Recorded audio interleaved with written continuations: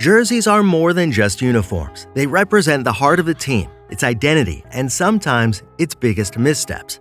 Today, we'll take a look at the best and worst NHL jerseys of all time, from timeless classics that'll give you goosebumps like the Canadiens or Red Wings, to designs that fans just couldn't stand the sight of. But keep watching to see them all.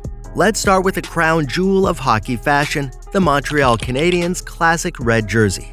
That beautiful CH crest isn't just a logo, it's basically Canadian royalty at this point. We're talking about a design so perfect it's barely changed since the days when players actually wore real sweaters on the ice. The red base with those crisp blue and white stripes, that's hockey heritage right there. When you see that jersey coming down the ice, you're not just watching a hockey team, you're watching over a century of tradition in motion. And speaking of perfection, let's talk about the Detroit Red Wings classic look. You want consistency? This jersey has been serving looks since before your grandpa laced up his first pair of skates. That winged wheel logo is like the Mona Lisa of hockey. You don't mess with perfection. When players put on that jersey, they're not just wearing a uniform, they're wearing history. That classic red and white combination is cleaner than a fresh sheet of ice. And we can't forget about the Chicago Blackhawks Indian head design.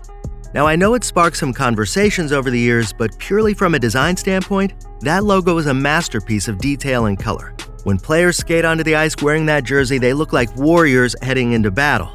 The way the colors pop against the ice is like art in motion. It's bold and dramatic, and it commands respect every time it takes the ice. Now, let's give some love to the Boston Bruins classic black and gold. Talk about intimidating.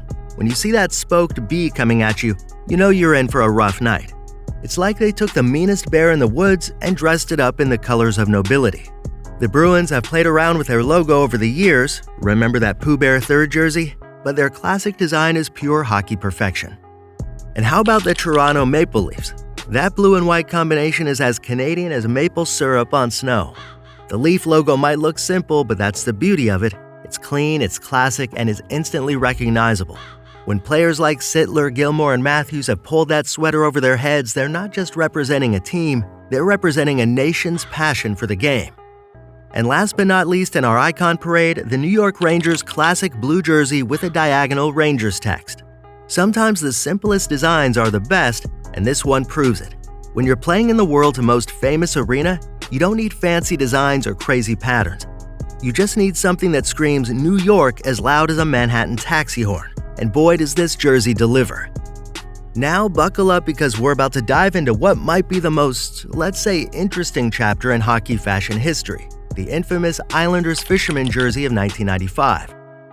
Picture this, you're a team with 4 Stanley Cups, a dynasty in the 80s, and an iconic logo that screams New York. What do? Obviously, you throw it all out and slap a fisherman that looks like he belongs on a frozen dinner package right on the front of your jersey. The thought process was probably something like, hey, Long Island is surrounded by water, people fish there, this makes perfect sense. Except that it didn't, and fans weren't just unhappy, they were ready to throw this fish back in the water faster than you could say fashion faux pas.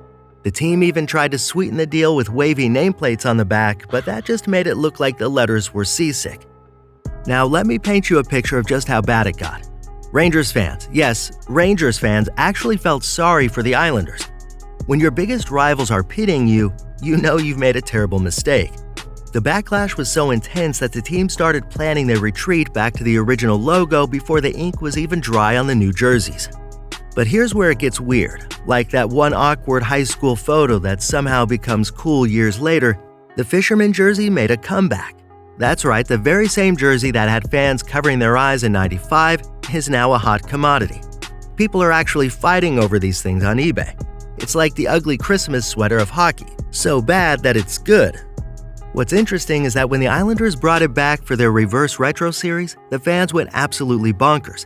The same design that nearly caused a riot on Long Island is now flying off the shelves faster than a Zdeno Chara slapshot. Talk about a plot twist. But wait, we have more in the Hall of Shame. The Fisherman wasn't the only time an NHL team's design department might have had a few too many cups of coffee. Remember the Anaheim Ducks Wild Wing jersey?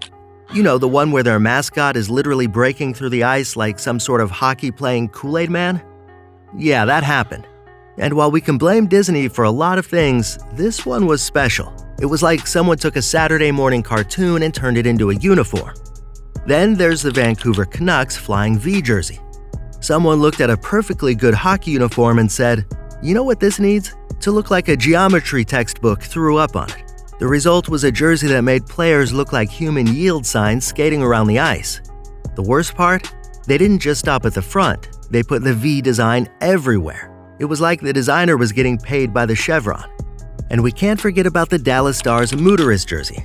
Yeah, that's what fans called it because the constellation-based design looked suspiciously like, well, let's just say it became a biology lesson nobody asked for.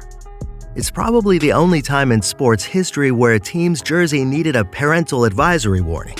The Stars tried to explain it as a constellation in the shape of a bull, but fans weren't buying it. This one went from the ice to the clearing rack faster than you can say anatomically incorrect.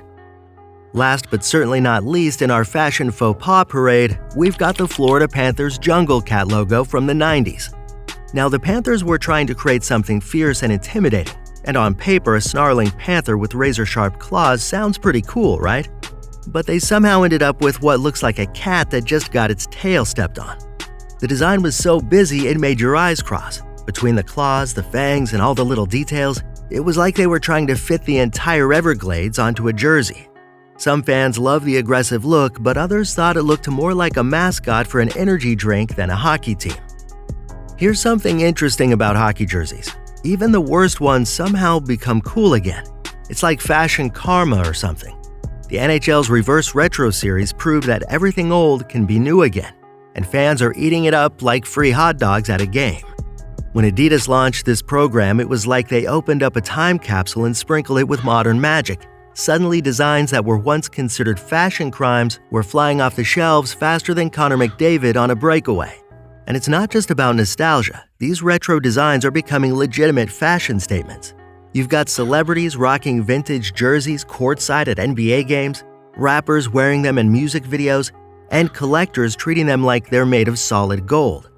Even that Mighty Ducks Wild Wing jersey, which once made people question their eyesight, is now selling for prices that would make Wayne Gretzky's rookie card blush. It's like the entire fashion world collectively decided that weird equals cool. The upside? Teams are learning from the past while embracing it. They're taking these classic designs and giving them modern twists that somehow make them even better. The materials are better, the fits are better, and somehow these old logos look even sharper on today's technology. It's like they found the sweet spot between remember when and look at this. Even teams with questionable fashion history are getting in on the action and making it work. And let's talk about the fan reaction because it's nothing short of phenomenal. Young fans who weren't even born when these jerseys were first worn are suddenly becoming amateur hockey historians. They're learning about the stories behind the designs, the players who wore them, and the eras they represent. It's like these jerseys have become time machines, connecting different generations of fans through the power of fashion. Who knew that weird 90s designs would become the bridge between grandparents and their grandkids talking about hockey? At the end of the day, hockey jerseys are more than just a piece of fabric with some logo slapped on them. They're like time machines that can transport you back to your favorite hockey memories. Whether it's a classic design that stood the test of time or a wild experiment that crashed and burned, every jersey tells a story. They're conversation starters, memory makers, and sometimes unintentional comedy gold. From the timeless classics that make you stand up and salute, to the designs that make you wonder if someone's lost a bet, they're all part of hockey's rich tapestry.